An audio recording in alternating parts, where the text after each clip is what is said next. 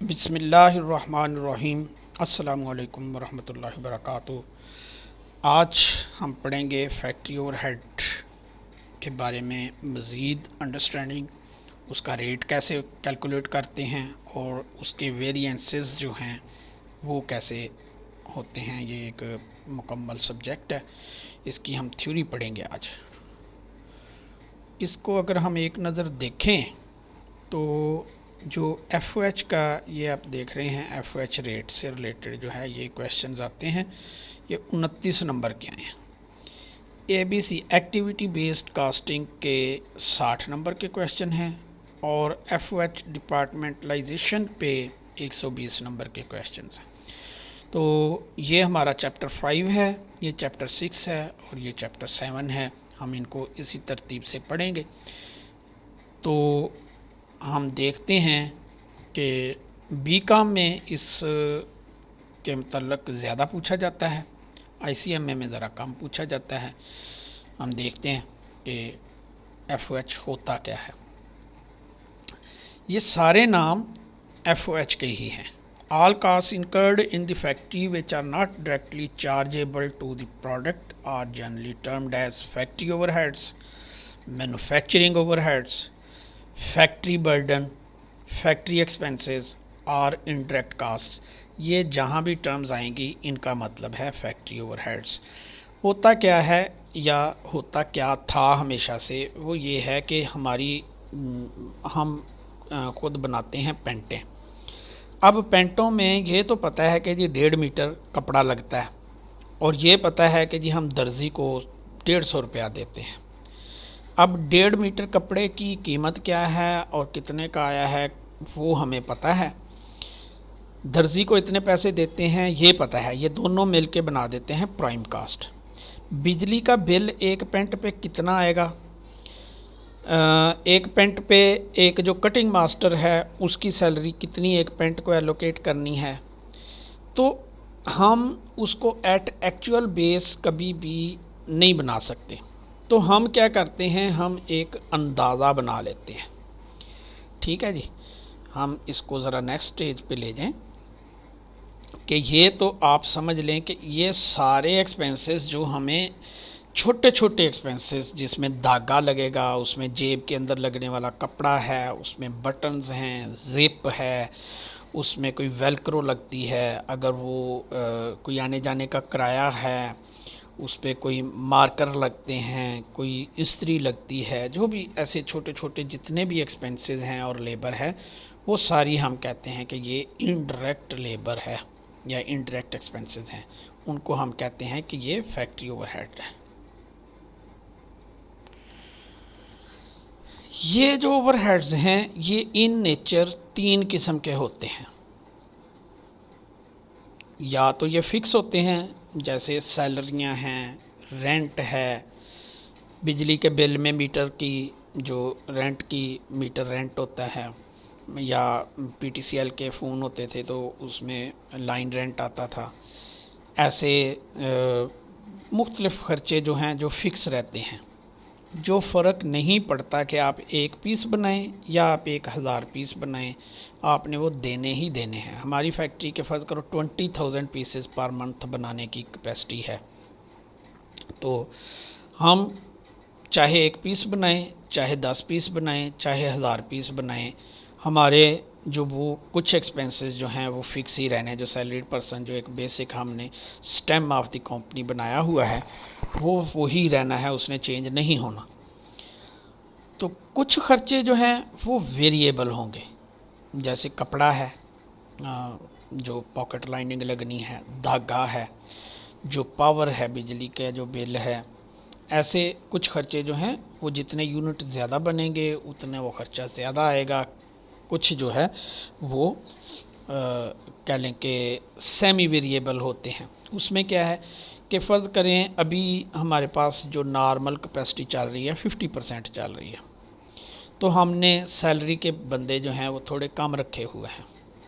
लेकिन अगर हमें और आर्डर आ जाते हैं मुस्तकिल बुनियादों पे या कोई आर्जी आर्डर भी आता है तो हमें कुछ लोग ऐड करने पड़ेंगे हम hour salary person salary list में। तो वो जो फिक्स कास्ट थी हमारी पर मंथ वो चेंज हो जाएगी, वो बढ़ जाएगी सर्टन वॉल्यूम पे जाके।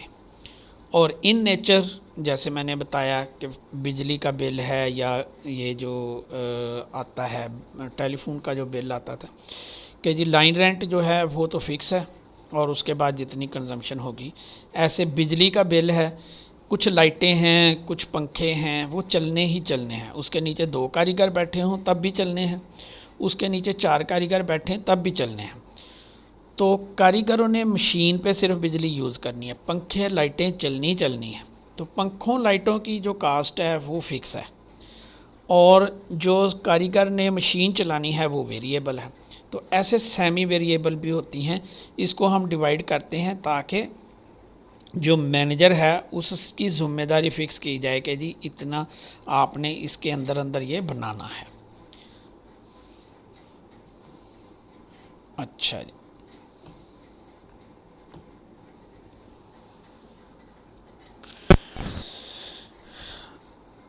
all costs incurred in the factory which are not directly chargeable to the product are generally termed as factory overhead। और उनको हम जो है अपनी अंडरस्टैंडिंग के लिए इन 3 इकसाम में डिवाइड कर देते हैं। अच्छा जी, अब ये है कि इसका हमने रेट निकालना है, जो अप्लाइड रेट हम पिछले क्वेश्चंस में भी पढ़ते आए हैं और आगे भी हमने पढ़ना है। ये अप्लाइड रेट होता क्या है? अब ये है कि एक है हमारे एक्चुअल कास्ट कितनी आई, फ़र्ज़ करें रिपेयर है, मतलब फैक्ट्री की सारी की ओवरहॉलिंग है या कोई मेजर रिपेयर, कोई मशीन टूट जाती है, वो जिस महीने में वो ख़र्चा होगा सारी ओवरऑलिंग होगी, उस महीने तो रिपेयर के एक्सपेंस जो हैं वो आएंगे पूरे साल के बराबर, और बाकी महीने में वो छोटी मोटी ठोक ठोक होती है तो वो थोड़े खर्चे आएंगे। तो इससे हमें पता नहीं चलता कि जो हमने साल में एक ही दफ़ा में रिपेयरिंग का करना है वो भी तो सारी प्रोडक्शन पे ख़र्चा जाना चाहिए ना। तो हम क्या कहते हैं, हम पूरे साल के ख़र्चों का एक एस्टीमेट लगाते हैं कि पूरे साल कितने खर्चे आएंगे, और ये एस्टीमेट लगाते हैं कि हम पूरे साल में कितने पीस बनाएंगे या कितने घंटे काम करेंगे, या हम कहते हैं कि जी इतनी देर मशीनें चलेंगी। वो डिपेंड करता है नेचर ऑफ द बिज़नेस पे। हम चूँकि पेंटें बनाते हैं तो पेंटों पे हम कहते हैं कि पर यूनिट ऑफ प्रोडक्शन कितनी पेंटें बनाएंगे, हम यही सोच लेते हैं।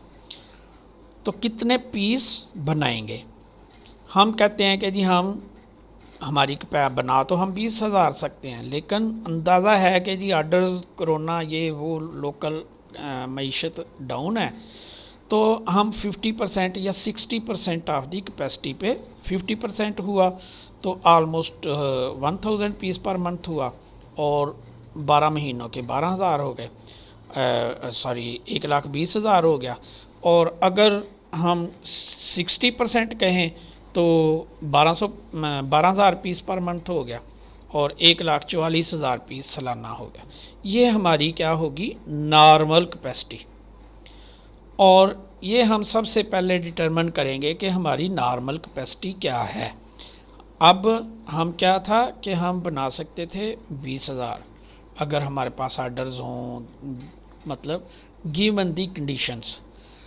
अब क्या है कि वो बॉटल नेक जो है वो हमारे पास ये है कि जी ऑर्डर्स हों तो चूँकि सारे फैक्टर्स को मद्देनज़र रखते हुए हमें पता है कि जी हम कितने बना पाएंगे, 60% ऑफ दी कैपेसिटी, और वही हमारी फुल कैपेसिटी गिनी जाएगी जो हम बनाएंगे, और हम टोटल ख़र्चे जो हैं अपनी फैक्ट्री के उस पर डिवाइड कर देंगे। वो है फ़र्ज़ करें 1,00,000 पीस, ठीक है जी, या 1,20,000 पीस 50% जैसे मैंने आपको बताया। दूसरे नंबर पे हम ये देखते हैं कि हमारे एस्टीमेटेड FOH कास्ट जो है वो क्या होगी, ख़र्चे क्या हैं। रेंट है जी, रेंट लिख लो, सैलरियां हैं, सैलरियां लिख लो, बिजली के बिल लिख लो, रोज़ाना का चाय पानी लिख लो, ठीक है जी। और जो डायरेक्ट वेरिएबल कास्ट हैं, ठीक है, वो हम एक अलहदा से लिख लेते हैं। वो जब हम कास्ट कर रहे होते हैं तो वो करंट रेट्स पे हम कर रहे होते हैं, लेकिन वो भी हमें टिप्स पे होती हैं कि जी 10 रुपये का बटन है, 20 रुपये की ज़िप है, इतने का 15 रुपये का धागा लग जाएगा, 10 रुपये की पॉकेट लाइनिंग लग जाएगी। इस तरह वो एक लिस्ट बना लेते हैं कि ये जो है ये वेरिएबल की लिस्ट है और ये फ़िक्स की लिस्ट है। दोनों लिस्टें बन गई थी और डिवाइड करना है कितने पे, जितनी टोटल कैपेसिटी हमने डिटरमिन कर ली वो थी हमारी 1,20,000 पीस सालाना।